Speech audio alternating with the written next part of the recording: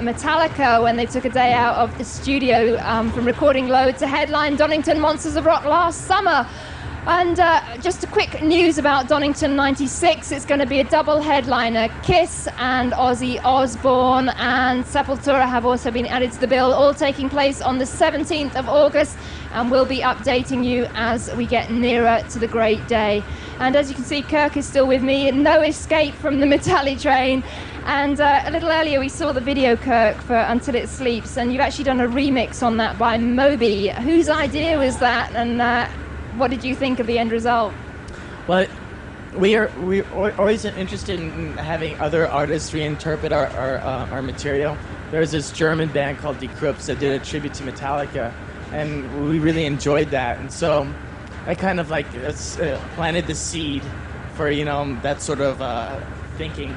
And one day we were just sitting around, we were thinking about, you know, new things for B-sides, and the idea came up of like getting someone to like remix every single that we put out.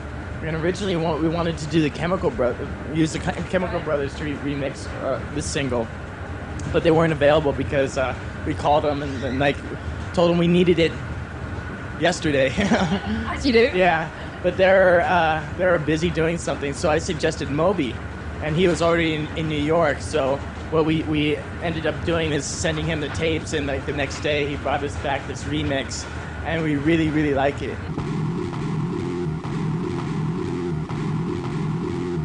Tear me open.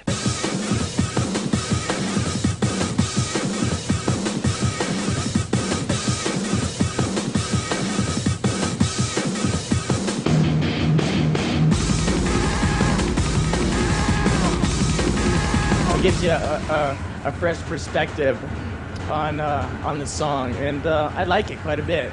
I think it's really heavy too. I mean, like you said, there's so many new things going on, the new logo, the new image, the new photos. We're going to talk about that in a moment. But can I just get your perspective on the way you worked on this album, because how you came up with this kind of looser, kind of bluesier, you've used the word greasier feel. How did Bob Rock work under those circumstances? Well, Bob was always interested in capturing the live essence of the band on vinyl, or actually on CD, and that was the concept that we shot for on the previous album, and we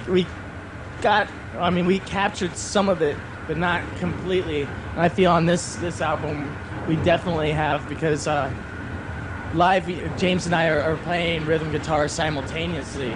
And on previous albums, it was always James doing all the rhythms, so everything was like doubled really, really perfectly, and it gave it kind of a sterile kind of feel, and so we wanted to get away from that. So I played rhythm on this album, and that's more similar to the way we play live. You know, it's both playing live, and that contributed to the live feel, and. Bob it was initially Bob's idea for us to do that, and you know, looking back, we all agreed that you know, this is something we should have tried a long time ago. It just took us 14 years to get around to it. I like to say that there's a new guitar player in Metallica, and it's me. That's great. I think that's really interesting. Thank you for telling us that. Okay, well, we have to go to our first short break, because I'm sure a tunnel's going to come along any minute and send us completely to black. So before that, we'll take our break, and then after our first short break, guess what? We've got loads more Metallica. So stick around. More talk of the album coming up after these messages.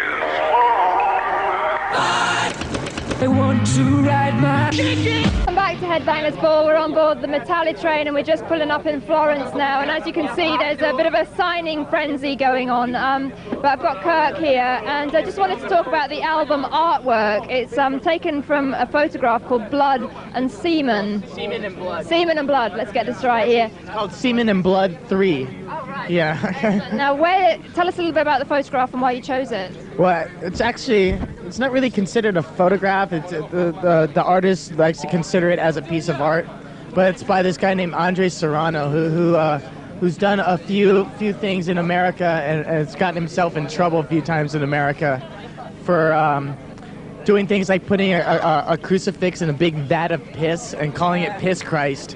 And I bought one of his books called Body and Soul, and I was flipping through the book, and I'd seen the picture, and I thought, wow, that's really beautiful. That would be great if we could use this as a front cover for our album. I showed it to this guy, and he loved it, and so we kind of like, you know, sold it to the other guys. And what it is it's the artist's own semen and beef blood, and it's a picture of it. Yeah, it's very something a bit different to the Metallica album. Yeah, well, it's like something we were looking for, a really strong sort of image, you know, very beautiful, very abstract, something that tied in with, you know, the concept of the album, which is actually no concept at all. And we wanted something that, you know, people can look at and interpret in any different way. The good thing about this cover is you look at it and you go, wow, that's really great. I wonder what it is. And when you really find out what it is, it takes on an entirely different meaning. Yeah. And of course the album title, Load, that seems to have a lot of different connotations to different people. I mean, there's the obvious things, but there's possibly a sexual reference as well. I mean, like that's the idea, yeah. It's especially since, you know, the album's called Load. and you know, American slang, you know, shoot your load. I mean, you know, it's just like, you know. But that wasn't intentional at all. That really had nothing to do with the picking of the title or choice and using that piece of art. And so who thought of Load? Because I think it actually works really well. Yeah, actually, I think it was Lars's title. And so. Well, I'll let you get back to your signing because there's a gentleman. Yeah, they are. So we'll be catching up with some more Metallica Train action in a few moments. But right now, we're going to say goodbye to one of Britain's top bands, The Almighty. They're releasing their very final signal from the album Just Add Life. This is The Almighty. Au revoir, amigos. Saying goodbye with Do You Understand?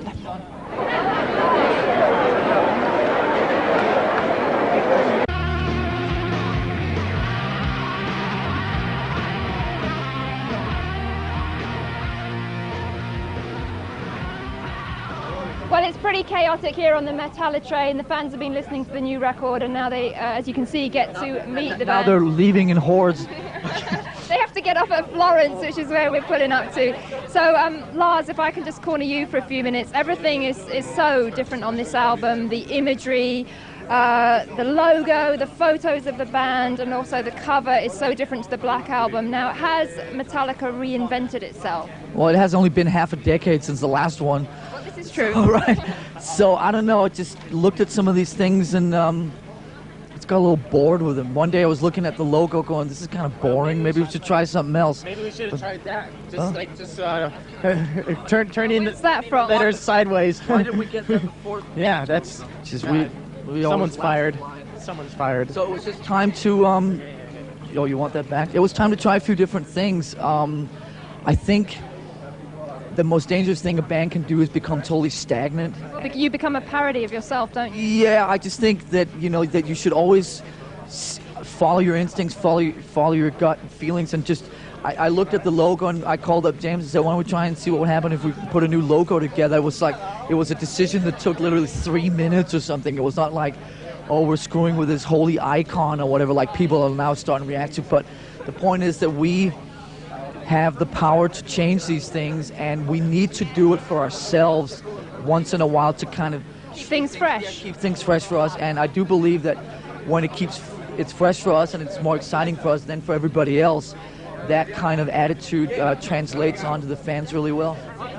Now, the album is out on Monday in Europe, and we've only heard Until It Sleeps via the video. So what do you think is going to surprise fans most about the album? Because people have been saying that you've been saying that the kind of metal side of things has been pushed back a little bit. Well, I'm realizing now that, I mean, I've lived with the record for almost 3 weeks, and I can definitely hear that the sort of the metal staccato guitars and stuff like that obviously aren't there anymore. But I think that the record itself, is still really heavy. It's actually, I think it's a lot heavier than the Black Album. I think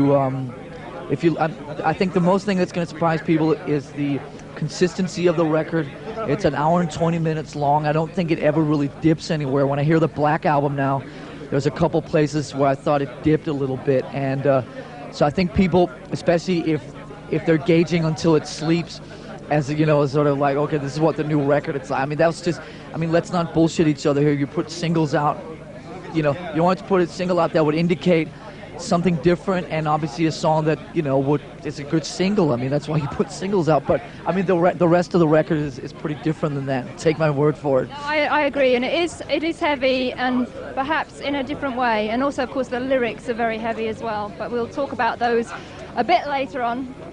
Right.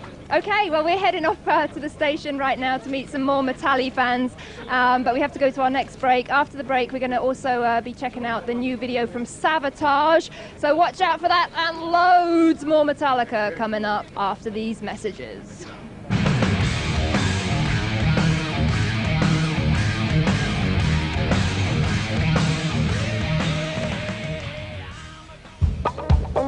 The Turned On Eurobus is coming to your town. MTV wants to know who you are and what you're passionate about.